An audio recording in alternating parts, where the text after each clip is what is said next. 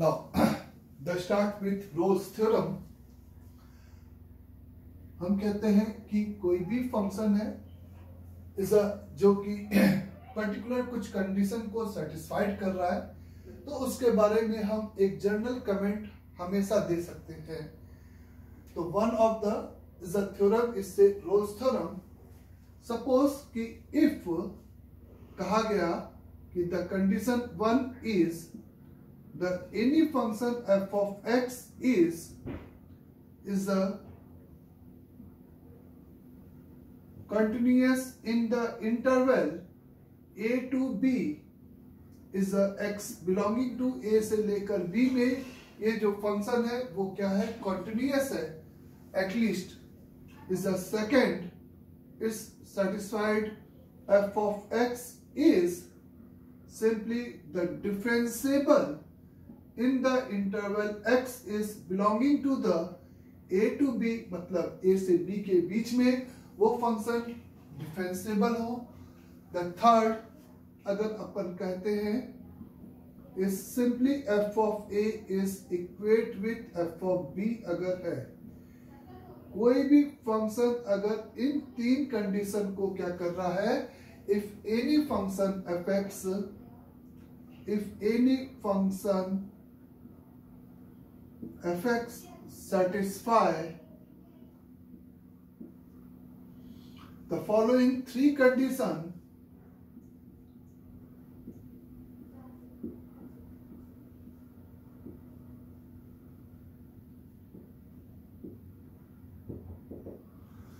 The following three condition को अगर कोई भी फंक्शन आपका सेटिस्फाइड कर रहा है, क्या कंडीशन कि वो a से b के क्लोज इंटरवल यानी कि एज वेल एज a और b पे भी it's necessary to be continuous.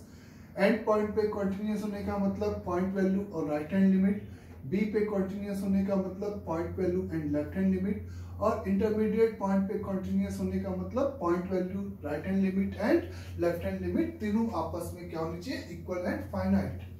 और वो a से b के इंटरवल में कैसा हो, डिफरेंशिएबल हो. और उस a और b पे फंक्शन की जो आउटपुट वैल्यू है यानी कि फंक्शन की वैल्यू है, अगर ये तीनों आपस में इक्वल है, देन हम लोग कहते हैं then there exist a x बराबर c belonging to the a to b, यानी कि इस इंटरवल के बीच में एक नंबर x बराबर c क्या करेगा, एग्जिस्ट करेगा, where f dash c is equal to 0. उस c पे जरूर ऐसा एक पॉइंट जरूर एग्जिस्ट करेगा जहां पे डेरिवेटिव की वैल्यू पक्का क्या होगी, 0 होगी. अगर कोई भी फंक्शन इन तीन कंडीशन को सेटिस्फाइड करता है तो उसके लिए एक जनरलाइज कमेंट इस तरह से दे सकते हैं, और हम कह सकते हैं देन एटलीस्ट, या इसलिए बोले, या at least one of the solution, one of a solution of fx बराबर 0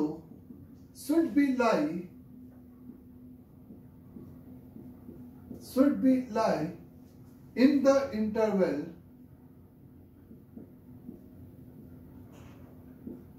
x belonging to a to b. इस a से b के ओपन इंटरवल में एटलीस्ट इस f dash x is equal the 0 का कम से कम एक सॉल्यूशन जरूर एग्जिस्ट करेगा. ये और ये स्टेटमेंट आपका सिंपली सेम है, बस कहने का तरीका अलग है. वहां पे उस सॉल्यूशन का नाम c दे दिया गया जहां पे डेरिवेटिव की वैल्यू 0 होगी, या there exist at least one of the solution of an equation f dash x should be like in the interval a to b. लेकिन हम ये कंडीशन अगर है तो ये जरूर होगा, लेकिन किसी डेरिवेटिव का वाइस वर्सा स्टेटमेंट ध्यान से सुने कि डेरिवेटिव का वैल्यू 0 होने के लिए ये तीन कंडीशन फुलफिल हो, ये कोई जरूरी नहीं है कि वो फंक्शन कंटिन्यूअस हो, डिफरेंशिएबल हो, a और b पे उसकी पॉइंट वैल्यू सेम हो तभी ऐसा होगा, ये जरूरी नहीं है. a से b में डेरिवेटिव 0 तब भी हो सकता है जब ये तीन कंडीशन में इसका कोई भी एक फेल हो जाए या कोई भी दो या सभी की सभी फेल हो जाए। अंडरस्टैंड? तो हम लोग ने ऐसा क्यों बोला? अगर ये आप फील कर सकते हो कि ये आपका सिंपली सपोज एक एक्स एक्सिस है बच्चे, ये ए है एक्स कोऑर्डिनेट और ये इंटरवल का बी कोऑर्डिनेट है।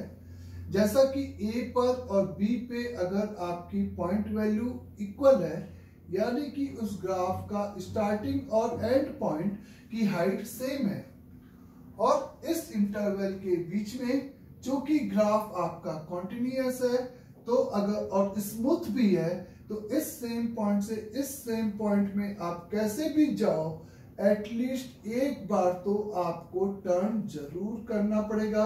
और जहां जैसे ही आप टर्न करोगे उसी पॉइंट पे आपकी डेरिवेटिव की वैल्यू क्या हो जाएगी? इक्वल द सिंपल 0 हो जाएगी। सही बात है, एफ डैश एक्स यहाँ पे, इसीलिए देयर एग्जिस्ट अ, इसका मतलब एग्जैक्टली नहीं, एटलीस्ट वन सी ऐसा एग्जिस्ट कर सकता है जहां के लिए ये कंडीशन हमेशा आपकी क्या होगी बच्चे? फुलफिल करेगी। तो at least one of the solution of F dash X is equal 0 is lie between A to B, ये भी वही सेम चीज है। अब ये तो आपने फील किया कि पॉइंट वैल्यू सेम थी और सेम हाइट से सेम हाइट तक जाने में आपको टर्न करना पड़ेगा। क्यों अपन यहाँ पे कॉन्टिन्यूअस इन क्लोज ब्रैकेट की बात कर रहे हैं, उसका रीजन आप देखेंगे। तो मान लेते हैं कि ये आपका एक्स कोऑर्डिनेट ए है, ये आपका एक्स कोऑर्डिनेट बी है, ए और बी पे पॉइंट वैल्यू आपकी इक्वल है, ए और बी पे पॉइंट वैल्यू आपकी इक्वल है, लेकिन अगर ए या बी पर या बीच में कहीं पे डिसकंटिन्यूअस है तो उसका डेरिवेटिव 0 होना कोई जरूरी नहीं है। आप समझ सकते हैं कि ये ग्राफ अगर आपने सिंपली प्लॉट किया है, ये डिक्रीजिंग ग्राफ इस तरीके से प्लॉट किया है, तो यहाँ पर थर्ड कंडीशन आपकी फुलफिल है, सेकेंड कंडीशन भी फुलफिल है कि ए से बी में तो इसका ग्राफ स्मूथ जा रहा है, लेकिन फर्स्ट कंडीशन यहाँ पे इनवैलिड हो गई, यानी कि कंट्राडिक्टिंग हो गई। तो दैट्स व्हाई इस फंक्शन का डेरिवेटिव यानी कि एफ डैश एक्स को 0 होना कोई जरूरी नहीं है। आया समझ में? अगर बीच में कहीं पे भी डिसकंटिन्यूअस आप फील करो कि क्या हम बीच में डिसकंटिन्यूटी रखकर ये बात को कंट्राडिक्ट कर सकते हैं क्या, तो मैं कहूंगा हाँ, ए और बी पे आपने पॉइंट वैल्यू कोई भी सेम रख लिया, आपने इस तरीके से गए और यहाँ पर इस तरीके से गए, तो ऑब्वियस है कि ये आपका डिसकंटिन्यूअस हो गया। तो डिसकंटिन्यूअस हो गया तो इसमें इस ग्राफ के लिए तो first and second both the condition आपकी क्या हो गई? फेल हो गई। तो दैट्स व्हाई फिर से आप कह सकते हो कि ए से बी में इसका डेरिवेटिव 0 होना कोई जरूरी नहीं रहा। अंडरस्टैंड? सिमिलरली अगर आप मेरे से बोलते हो कि ये आपके पास x कोऑर्डिनेट a है, ये आपके पास x कोऑर्डिनेट b है, आपने एकदम फर्स्ट कंडीशन को एकदम वैलिड माना और थर्ड कंडीशन को एकदम वैलिड माना, यानी कि एक कॉन्टिन्यूअस फंक्शन ले रहे हैं, a और b पर आपकी पॉइंट वैल्यू इक्वल है, तो मैं ये शो कर रहा हूं कि सेकंड कंडीशन क्यों जरूरी है।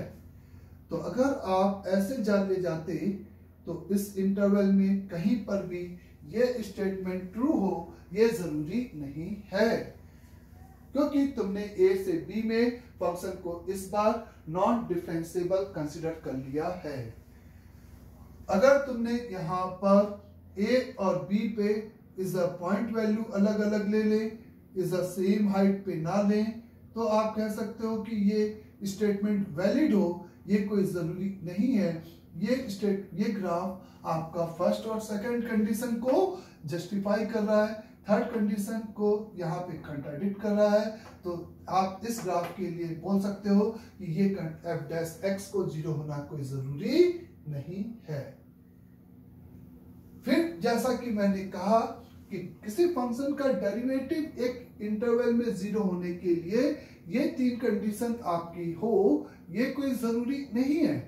ए से बी में आप अगर ग्राफ को दो डिफरेंट हाइट का लेके भी इसका डेरिवेटिव तो आपका कहीं पे भी 0 हो सकता है बोले तो वाइस वर्सा स्टेटमेंट इस रोल्स थ्योरम का आप कहते हो कि ट्रू नहीं है कि किसी फंक्शन का किसी इंटरवल में डेरिवेटिव 0 होने के लिए वो फंक्शन रोल्स थ्योरम की तीनों कंडीशन को सेटिस्फाइड करे, ये कोई स्टेटमेंट आपका जरूरी नहीं है। अंडरस्टैंड? तो सबसे इजी सवाल इस थ्योरम पे जो पूछा जाता है ना, वो हमें स्कूल लेवल पे पूछा जाता है। स्कूल लेवल पे हमसे कुछ इस तरीके की चीजें पूछ लेते हैं कि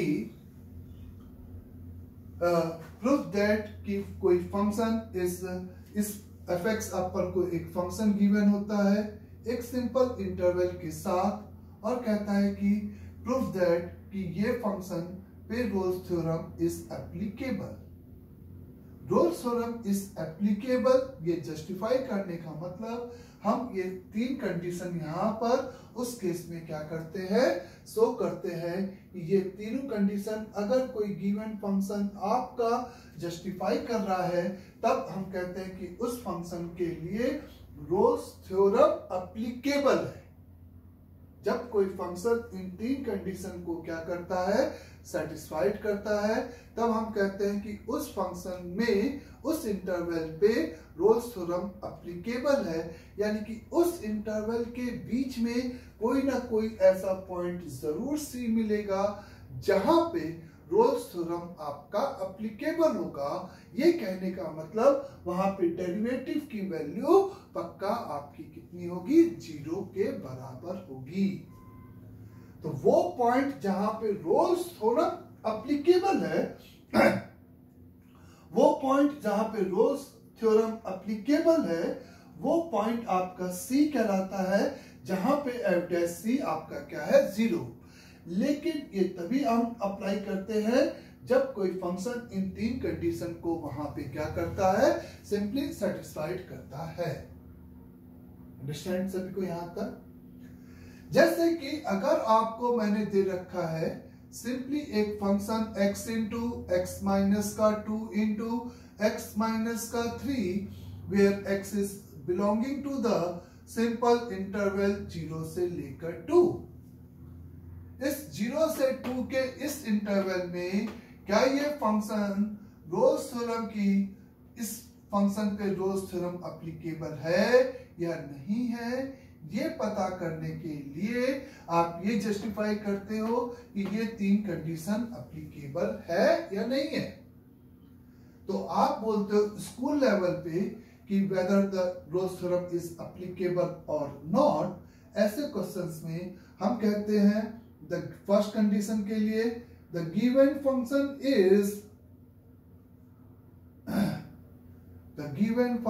इज पॉलिनोमियल, ऐसे लिखते हैं statement, which is continuous everywhere,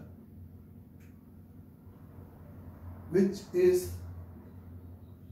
continuous everywhere, that's why it's continuous in the given interval close bracket 0 से 2, it's continuous everywhere, that's why it's continuous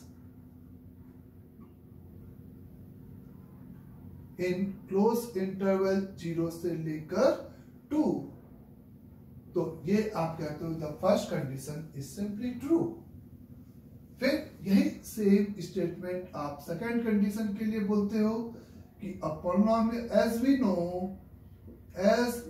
know a polynomial is differentiable simply everywhere, that's why it's differentiable in, अपन को open 0 से 2 यहां पे मैंने focus किया कि 0 और 2 के बीच के हर एक पॉइंट 0 और 2 पे हो या नहीं हो, अपन को उससे कोई मतलब नहीं है। फिर अब थर्ड कंडीशन के लिए तो आप कहते हो कि सेकंड कंडीशन भी वैलिड है यहाँ पे।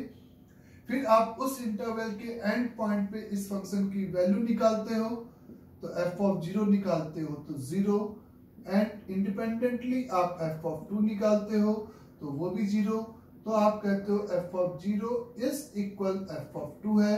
तो इसका मतलब द गिवन फंक्शन, इसके नीचे आप लिखते हो कि the given function satisfied all the three condition of Rolle's theorem. तो अब वो पॉइंट जहां पे रोल्स थ्योरम इज एप्लीकेबल है, वो पॉइंट निकालने के लिए तो आप इसको क्या करते हो, सिंपली डिफरेंशिएट करते हो इस इंटरवल में वो दिखाने के लिए कि इस पे किस पॉइंट पे रोल्स थ्योरम एप्लीकेबल है।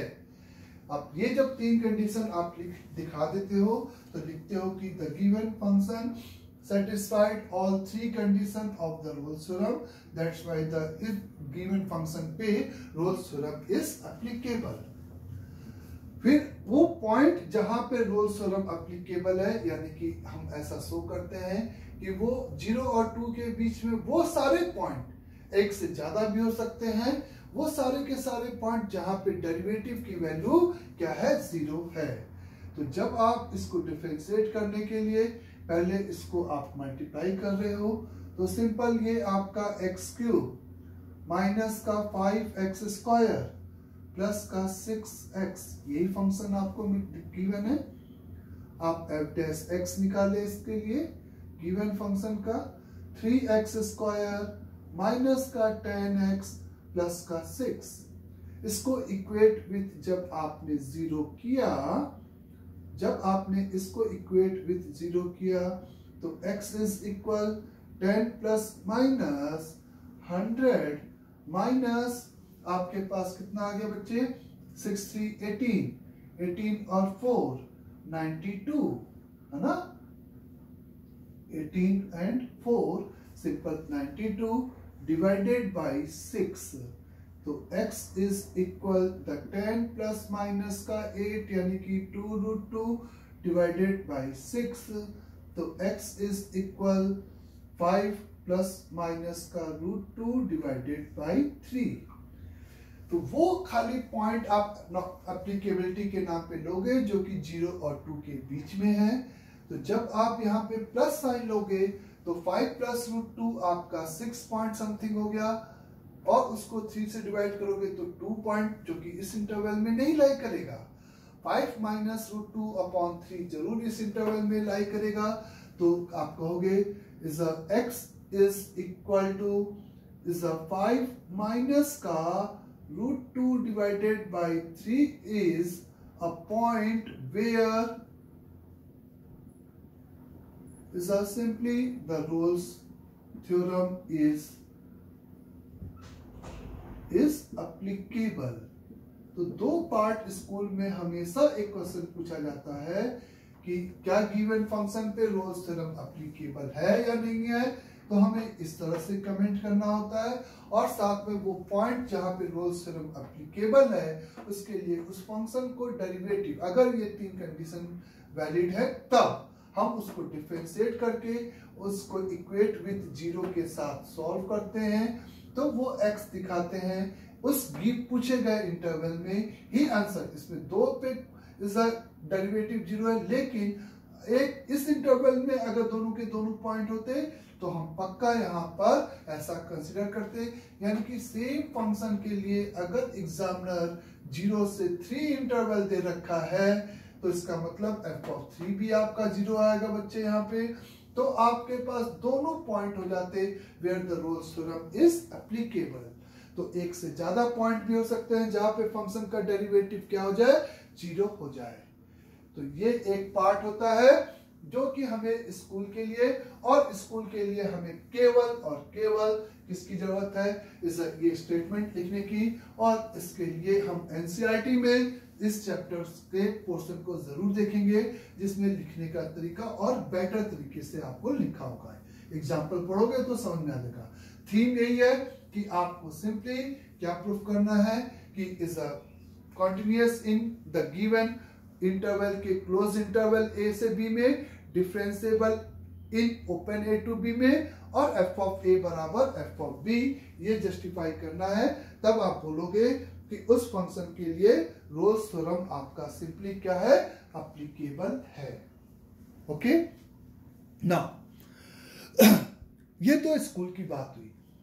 अब अगर कॉम्पिटिटिव लेवल पे देखा जाए तो क्वेश्चन कुछ इस टाइप से बनते हैं कि हमें ऑप्शंस में इस गिवन फंक्शन के इस इंटरवल में एटलीस्ट एक रूट कर रहा है कि नहीं, उसको जस्टिफाई करना रहता है। तो बाय यूजिंग रोल्स थ्योरम हम कैसे पहचानेंगे कि एग्जामिनर ये जो प्रॉब्लम दिया है वो रोल्स थ्योरम का है। तो हम इस लाइन को उसमें से अगर मिलती जुलती है कि at least one of the root is lie in the interval A to B, तो हम बराबर is at least one of the root is lie in the interval A to B, जो यहाँ पे वो इक्वेशन आपकी क्या है, इक्वल द जीरो है। अगर आपको ऐसी कोई लाइन दे रखा है तो आप वहां पे कंक्लूड करोगे कि ये प्रॉब्लम रोल्स थ्योरम का एक हो सकता है। कोई फंक्शन के solutions at least one of the solution in the interval A to B में बात हो रही है। तो अंडरस्टैंड ये कमेंट सभी को अच्छे से। नाउ जैसे हमसे कहा गया कि simply is a proof that, proceed करने का तरीका समझें। आपको सबसे पहले तो पहचानना होता है कि ये रोल्स थ्योरम का क्वेश्चन है। ये अपने आप में एक डिफिकल्ट टास्क होता है एग्जाम में, अगर क्योंकि वो वाले क्वेश्चन इजी है जिसमें कहा गया कि रोल्स थ्योरम एप्लीकेबल है कि नहीं, ये चेक करो, तो आपको आइडिया लग जाता है कि आपको वो तीन कंडीशन जस्टिफाई करनी है। Now the proof that at least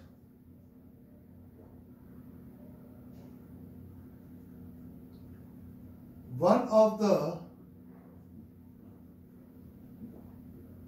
root of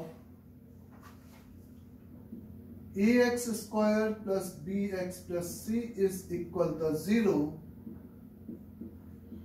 is lie in the interval 0 से लेकर 1 if a divided by 3 plus b divided by 2 plus c is equal to 0.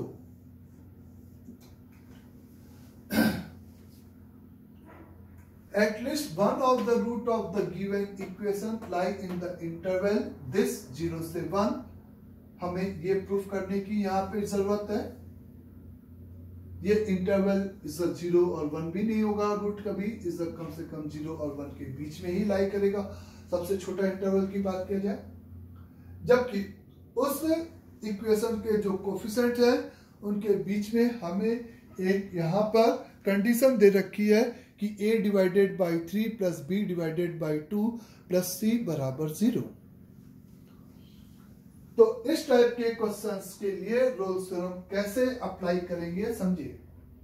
आपको बताया गया कि कोई फंक्शन जब तीनों कंडीशन को सेटिस्फाइड करता है तो वो फंक्शन 0 नहीं होता है। आपको बताया गया कि उसके डेरिवेटिव का कम से कम एक रूट उस इक्वेशन का, उस फंक्शन के डेरिवेटिव का एक 0 जरूर उस इंटरवल में लाई करता है। तो ये एक फंक्शन का डेरिवेटिव पार्ट बन जाए, एक ऐसा फंक्शन कंसीडर करें जिसका ये सिंपली क्या बन जाए, डेरिवेटिव पार्ट, और वो फंक्शन जिसका ये डेरिवेटिव होगा वो सिंपली आप इसको क्या करके निकाल सकते हो, इंटीग्रेट करके निकाल सकते हो। वो फंक्शन जिसका ये डेरिवेटिव हो जाए वो, क्योंकि रोल्स थ्योरम में फंक्शन के 0 होने का स्टेटमेंट नहीं है, वहां पे डेरिवेटिव के 0 होने का स्टेटमेंट है। तो दैट्स व्हाई हम एक ऐसा फंक्शन चूज करते हैं जो कि इसका, जिसका डेरिवेटिव ये इक्वेशन आ जाए, और वो फंक्शन सिंपली इसका क्या हो जाएगा बच्चे, इंटीग्रेशन पार्ट।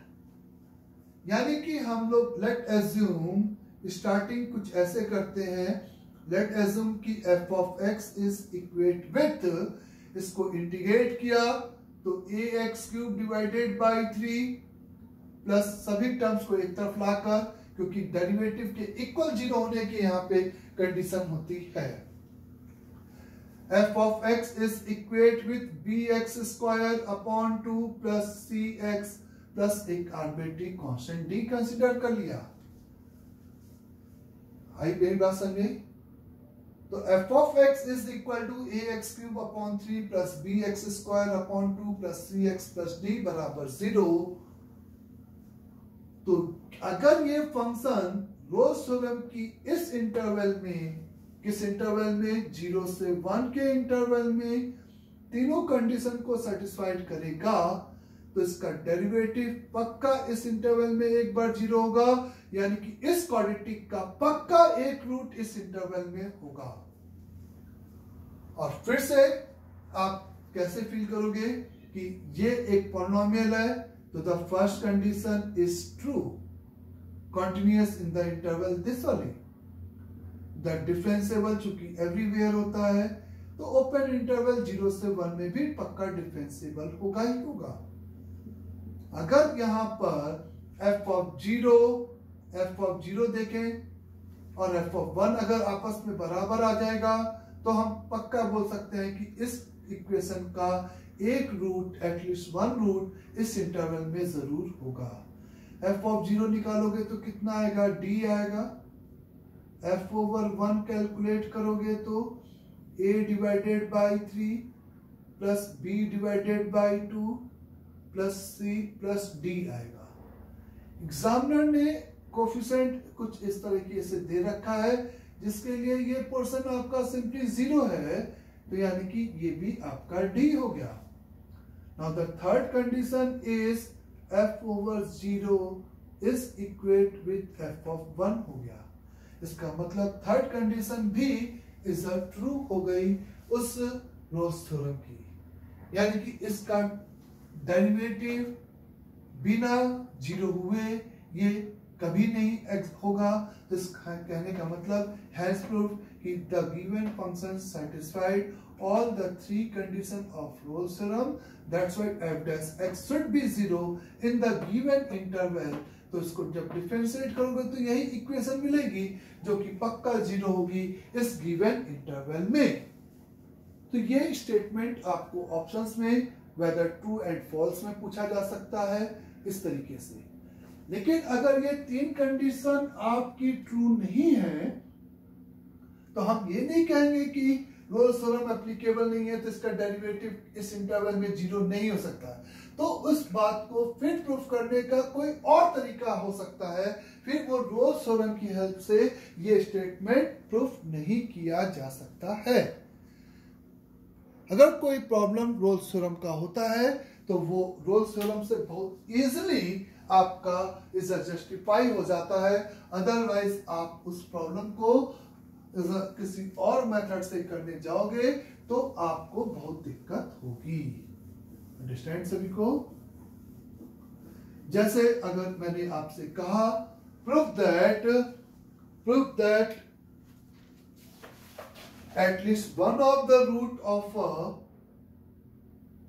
2013 x की पावर 2012 माइनस 2012 x की पावर 2011 माइनस का 16x plus 8 is equal the 0 is lie in interval 0 से लेकर 8 की पावर 1/2011। हमें प्रूफ करना है कि इस पॉलिनोमियल का कम से कम एक रूट इस इंटरवल में होगा। अगर आप इसको सोचो कि मैं तो इसका ग्राफ बना लूंगा, तो आप इसके डेरिवेटिव्स के रूट ही निकालने में मर जाओगे।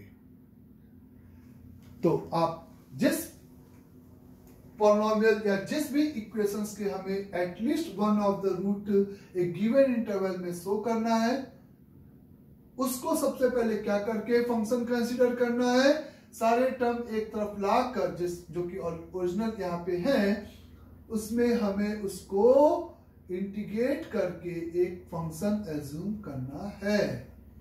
इंटीग्रेट करने का रीजन सभी को क्लियर है, क्यों इंटीग्रेट कर रहे हैं हम लोग। तो यहां पर आपके पास x की पावर 2013 ये वाला कोफिशिएंट मर जाएगा, x की पावर 2012 माइनस 8 का x स्क्वायर प्लस का 8 ये आएगा। इसको अगर आप फैक्टर करो, x की power 2012 x minus 1 minus 8 into x plus 1 into x minus का 1 ये आएगा बच्चे। यहां से आप किसको कॉमन निकाल सकते हो, इज अ सिंपली क्वेश्चन, एकदम सही जा रहा था। तो ये आपका यहाँ पर 16 आएगा बच्चे ना, ये हो गया, ये हो गया, इसका ये इंटीग्रेशन, इसका ये इंटीग्रेशन, इसका यहाँ पर 8x आएगा और ये 8x स्क्वायर आएगा, और यहाँ पे तुमने इसमें से 8x कॉमन निकाल दिया तो ये x माइनस 1 आ जाएगा, यानी कि इज x इंटू x की power 2011 minus 8 into x minus का 1। मैंने उसको इंटीग्रेट करके सिंपली एक पॉलिनोमियल कंसिडर कर लिया। अब इस पॉलिनोमियल की वैल्यू 0 पर, चूंकि पॉलिनोमियल है तो कॉन्टिन्यूअस एवरीवेयर है, तो वो दो कंडीशन के लिए तो हमें कोई डाउट ही नहीं है। थर्ड कंडीशन को हम जस्टिफाई करें तो 0 पे भी पॉइंट वैल्यू 0 आएगी, और इस एंड पॉइंट इरेशनल पॉइंट पे भी पॉइंट वैल्यू 0 आएगी। तो ये हैंस प्रूव्ड हो गया कि इस इक्वेशन का एटलीस्ट, किस इक्वेशन का, गिवन इक्वेशन का at least one of the root is lie in this interval. Clear यहां तक सभी को अच्छे से। तो ये आपका तरीका हुआ इज अ रोल्स थ्योरम को इज अप्लाई करने का, जिसमें आपको एक फंक्शन कंसीडर करना पड़ा, और वो अपने मन से नहीं, एक आपने इंटीग्रेट किया गिवन जिसके आपको रूट्स दिखाने थे, उसको आपने एक नया फंक्शन f(x) मानकर इस तरीके से प्रोसीड किया है। ओके।